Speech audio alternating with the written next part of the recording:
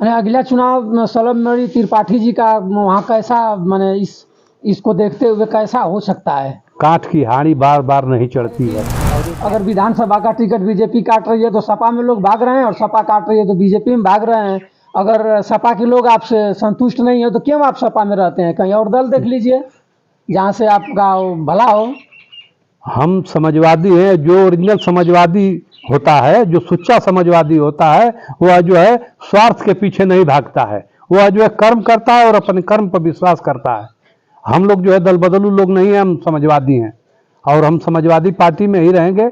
और चाहे दल कोई पद दे या न दे, हम तो माननीय अखिलेश यादव जी जब समाजवादी पार्टी के प्रदेश अध्यक्ष थे तभी मैं प्रदेश कमेटी में था। शिवपाल जी जब प्रदेश अध्यक्ष थे तभी मैं प्रदेश कमेटी में था। राम शरण दास जी जब प्रदेश कमेटी में प्रदेश अध्यक्ष थे तभी मैं प्रदेश कमेटी में था। ऐसी बात नहीं है कि मैं पदों पर नहीं रहा हूँ। समाजवादी पार्टी के किन्हीं के या तो जिले में या तो प्रदेश के पदों में कहीं ना कहीं मैं। बलिया के यादव अगर फिर से समाजवादी पार्टी उनको अगर टिकट दे रही है तो वहाँ के यादव उनको वोट करना चाहेंगे? अरे ये क्या पूछ रहे हैं? सब लोग जानते हैं और देखे भी हैं कि श्री सनातन पांडे जी जो है लोकसभा बलिया से चुनाव जीते थे और उनको जो है थप्पड़ मार करके उनका जीता हुआ प्रमाण पत्र दूसरे को दिया गया, भारतीय जनता पार्टी को दिया गया। और वहां पर एक मंत्री और एक एमएलसी वहां जा करके उन्होंने जो है इस तरह का ऐसी कोई बात नहीं है। जो नीच मानसिकता के लोग हैं इस तरह के बयानबाजी कर रहे हैं। समाजवादी लोग इस तरह की भावना कोई नहीं है। समाजवादी जो है हमेशा सबको बराबर निगाहों से देखता है और वह जो है समाजवादी हमेशा। नमस्कार, मैं बंसराज यादव और आप देख रहे हैं अभिव्यक्ति भारत। मित्रों, मैं आज उत्तर प्रदेश के गाजीपुर जिला में खंड विकास मर्द, जो कि जहाँ की ग्राम सभा जरगों में है, जहाँ की आप जरगों से हमेशा आप जरगों को चर्चा में आप लोग जानते हैं। क्योंकि जरगों में हर कला के लोग मिलते हैं, पहलवानी हो, नेतागिरी हो या और नित्य कार्यक्रम हो, हर कला में जरगों दो फाल आगे बढ़ करके अपना भाग लेता रहता है। मित्रों, ऐसे ही हम अपने आज एक समाजवादी पार्टी के वरिष्ठ नेता श्री रामदास यादव जी के यहाँ आया हूँ और इस आने का पर्पज ये है कि आज मैं कुछ चुनावी चर्चा और देवरिया कांड के चर्चा पर हम लोग बात करेंगे। चाचा जी प्रणाम। प्रणाम, आपके चैनल को धन्यवाद। चाचा जी, हम आपसे पहला प्रश्न तो हमारा ये है कि देवरिया में अखिलेश यादव आए थे तो शायद ब्राह्मण परिवार से परिवार के लोगों से मिल नहीं पाए, क्यों? ऐसी क्या समस्या आ गई?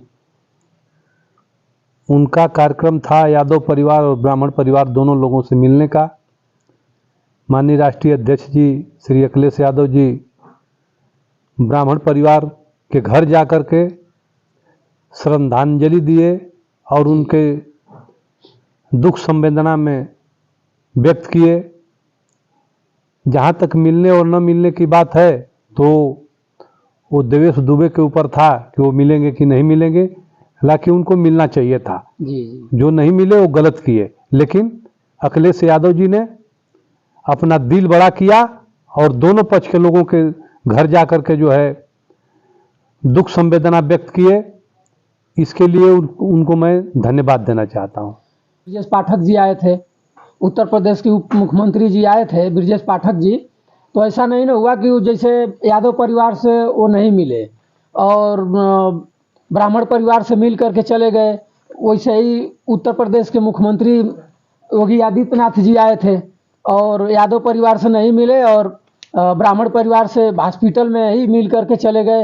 ये तो नहीं ना है कि कहीं ना कहीं जैसे वहाँ ब्राह्मण और यादव ब्राह्म ये सब चल रहा है, गुटबाजी चल रही हो? ऐसी कोई बात नहीं है। जो नीच मानसिकता के लोग हैं इस तरह के बयानबाजी कर रहे हैं। समाजवादी लोग इस तरह की भावना कोई नहीं है। समाजवादी जो है हमेशा सबको बराबर निगाहों से देखता है और वह जो है समाजवादी हमेशा दूरदर्शी होता है।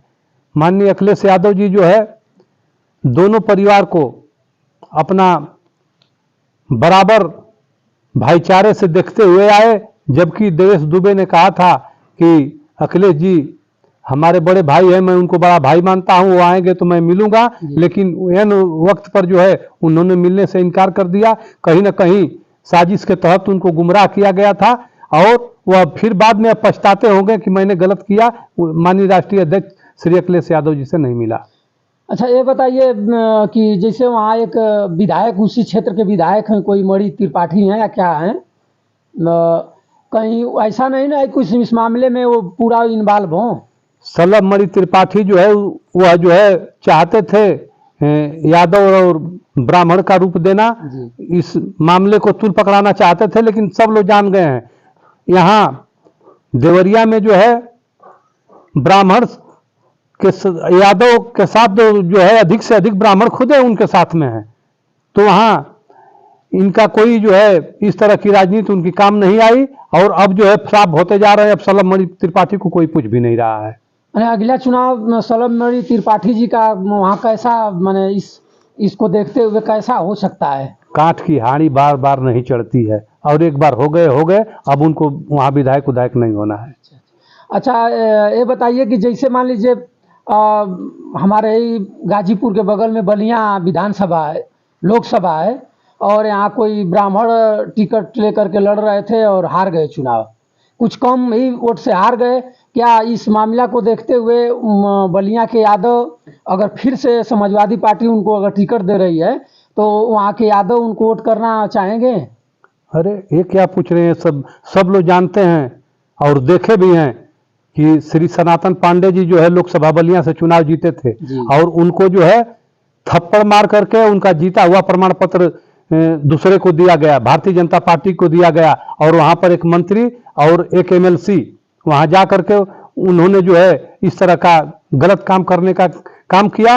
और इस बार यदि समाजवादी पार्टी से प्रत्याशी होते हैं श्री सनातन पांडे जी तो उनको चुनाव जीतने से कोई रोक नहीं पाएगा और बलिया लोकसभा में समाजवादी पार्टी का झंडा बुलंद होगा। तो माने सनातन पांडे जी को अगर टिकट मिल रहा है तो वहाँ से यादव और ब्राह्मण और जो भी माने बिरादरी है सब मिल करके उनको चुनाव जिता सकती है। हर जाति के हर धर्म के लोग जो है श्री सनातन पांडे जी को वोट देंगे और इस बार के वो सांसद नहीं, उसको कोई रोक नहीं पाएगा।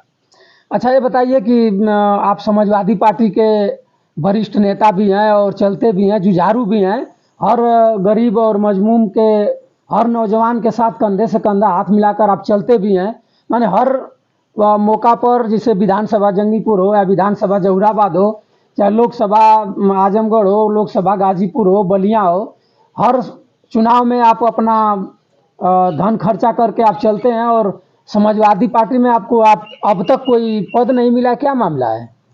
पद आता है और जाता है, व्यक्ति उसी तरह रहता है, उसकी पहचान रहती है। व्यक्ति को कर्म करना चाहिए, कर्म से व्यक्ति की पहचान होती है।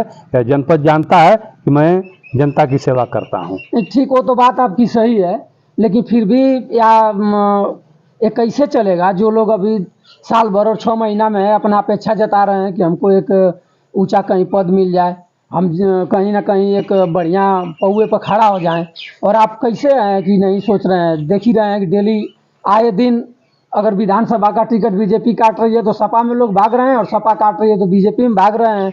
अगर सपा के लोग आपसे संतुष्ट नहीं हो तो क्यों आप सपा में रहते हैं? कहीं और दल देख लीजिए जहाँ से आपका भला हो।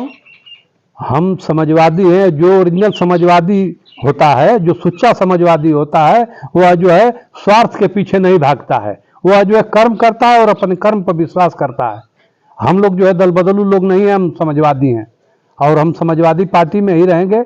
और चाहे दल कोई पद दे या न दे, हम तो माननीय अखिलेश यादव जी जब समाजवादी पार्टी के प्रदेश अध्यक्ष थे तभी मैं प्रदेश कमेटी में था, शिवपाल जी जब प्रदेश अध्यक्ष थे तभी मैं प्रदेश कमेटी में था, राम शरण दास जी जब प्रदेश कमेटी में प्रदेश अध्यक्ष थे तभी मैं प्रदेश कमेटी में था। ऐसी बात नहीं है कि मैं पदों पर नहीं रहा हूँ, समाजवादी पार्टी के किन्हीं के या तो जिले में या तो प्रदेश के पदों में कहीं ना कहीं मैं रहा हूँ।